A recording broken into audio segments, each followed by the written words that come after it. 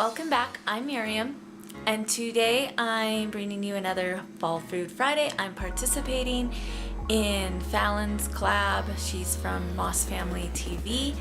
Their channel will be linked below.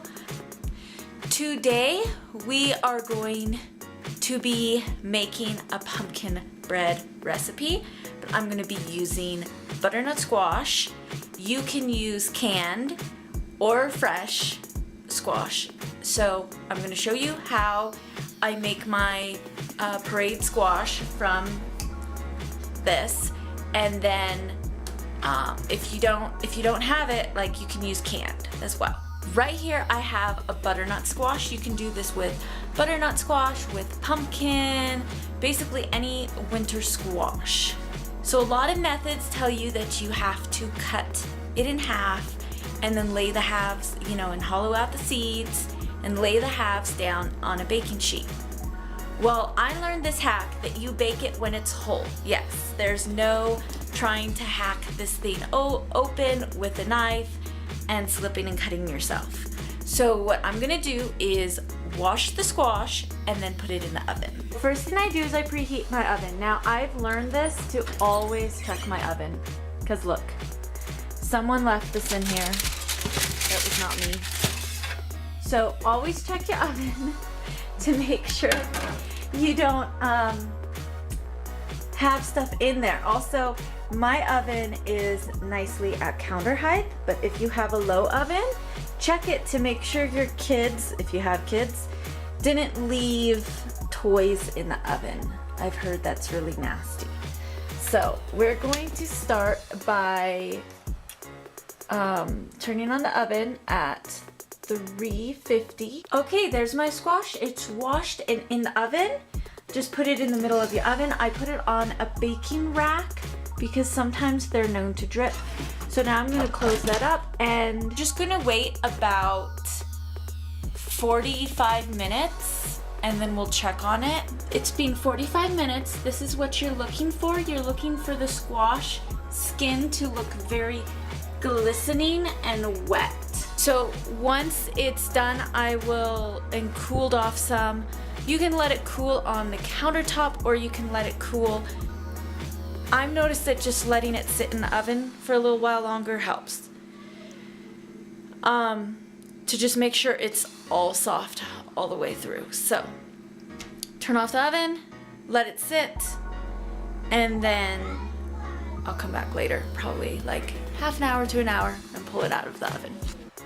Okay, so now I'm going to show you. You're just going to cut through this. I mean, this is so soft and buttery right now.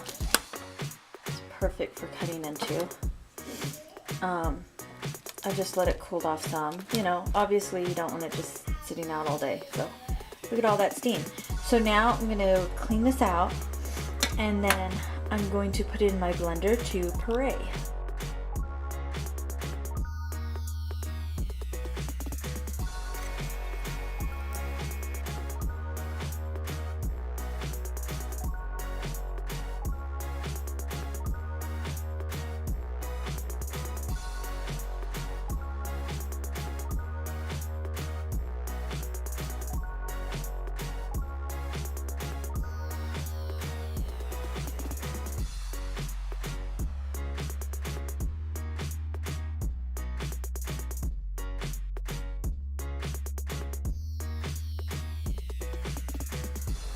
Okay, so now I'm going to blend it. If you don't have a blender, you can also fork mash or use an electric beater to mash it all up. So anyway, I'm going to have my blender turned up to number 10, and I'm going to add a little bit of water. This will just help it all puree nicely in the blender.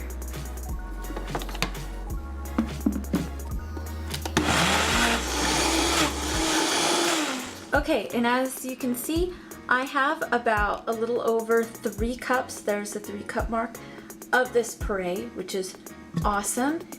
Most recipes call for 1 to 2 cups of pumpkin, and I'm going to use half of this in the recipe that I'm making today. So there's my pureed squash.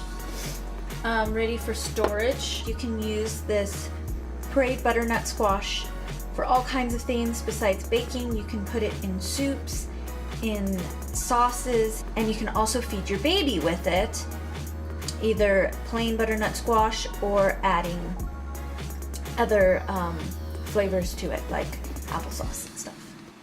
Okay, this recipe that I am showing you is based off of a recipe in a book that I've made many, many times. This is the first time this season that I'm making it.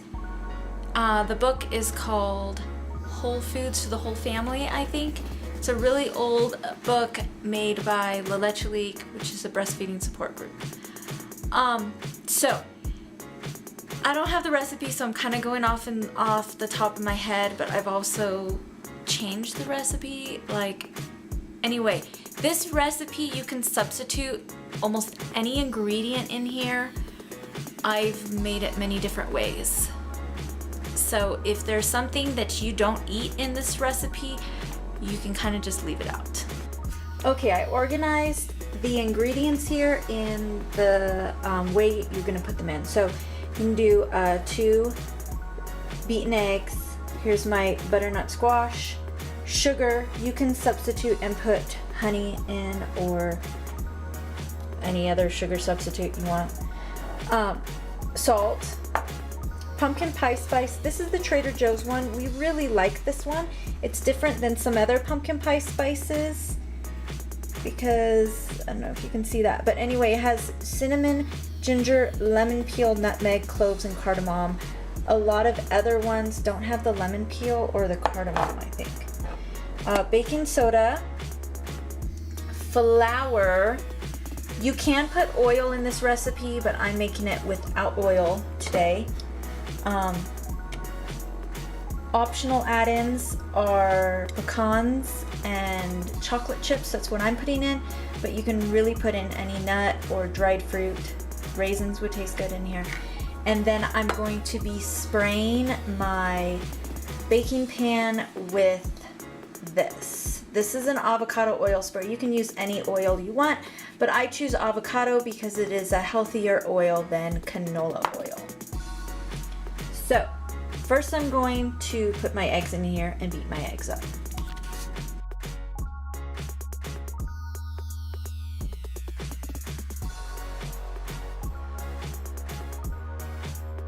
Okay, there are my beaten eggs. There are 2 ways of doing the rest of the recipe. You can either dump literally everything in the bowl and then mix it together, which might be a good way of doing it if you're doing by hand, or you can mix after each ingredient, or after, mix all the wet ingredients and then all the dry ingredients. But anyway, I just want to let you know, I've made this recipe so many different ways and it turns out yummy and edible every single time. I just want to say, don't worry about baking, don't worry about messing it up. Quick breads with pumpkin or banana are just very forgiving, and you can do it and leave out ingredients. I mean, the only 2 things that I really try to keep the same in this recipe is I try to keep about 2 to 3 cups of flour to 1 teaspoon of baking soda, because too much baking soda will make it taste awful. Otherwise, you really can't ruin it. I mean, more oil, more squash in this recipe will make it more moist.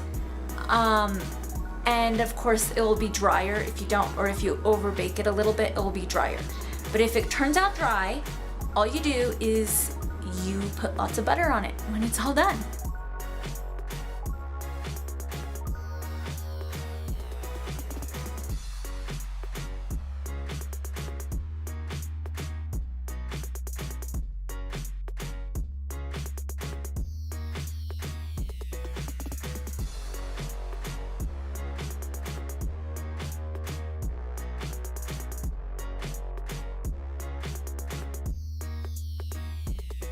Okay, I broke up my pecan halves into pieces. You can also chop them up. I've also done this where I've made almond flour in place of some of the wheat flour. So anyway, I'm gonna put that in. And then I'm going to measure about this chips. So there we go, about half a cup. And mix it all up.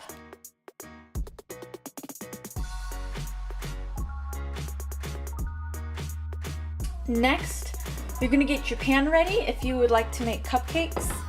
They will bake for about 35 to 40 minutes, maybe 30 minutes, depending on how big your cupcake thing is. I'm gonna bake in this. This is a stoneware pan from Pampered Chef. It was my mother's. I suggest if you are looking for stoneware that you go to a thrift store or an estate sale. And I'm just going to spray this down and then put my batter in.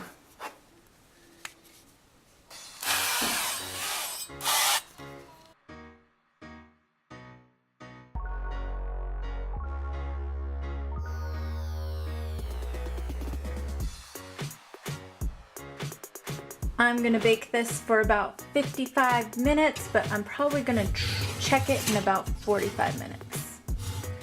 It will be done when toothpick inserted comes out clean. Look what I just pulled out of the oven.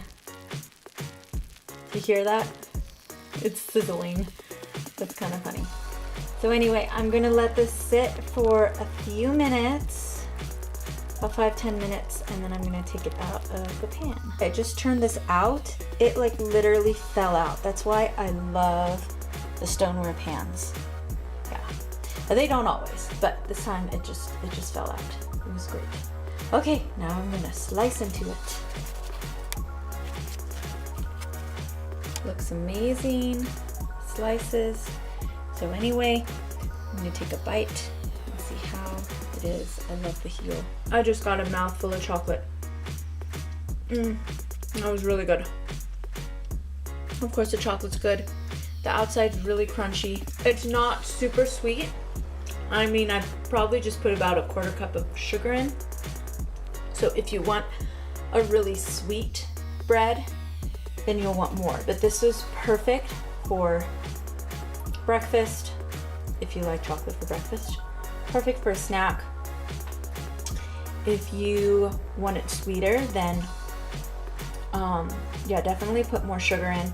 Another thing that you can do is put honey on top, and some raw honey this time of year is perfect to help boost your immune system. I hope you try out this recipe. Baking can be for anyone. It's not the chemistry project that a lot of people say that baking is.